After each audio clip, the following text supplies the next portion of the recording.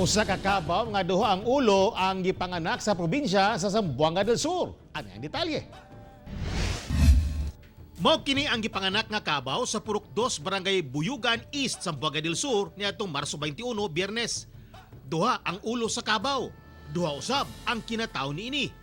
Duna usab kini 4 ka mata ug 3 ka dalunggan. Apan 3 ka adlaw lang namatay na kini.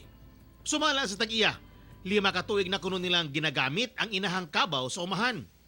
Ikadaw hingayon na kuno kining nanganak, apan karon ra nga dili normal. Amo rang idala doon sa balay gipanid-an basig wala siya nanganak or tubig ra hinggawas. Then mo to pagkatulo ka adlaw, mo to gay nang buntag hinggawas na mao na to siya. Lahi day siya, di siya normal do kabuk ulo nga. Apan pipila ka residente sa lugar nagtuong swerte ang maong mananap. Kung una na gyud nga mga kuan na gyud kaso gyud pinakaswerte gyud na sa amo. Mo na gyud gisulti sa among mga katiguangan sa una. Sumala sa Municipal Agriculturist Office nga dili gayod magdugay among klase sa mananap tungod gipanganak kining abnormal.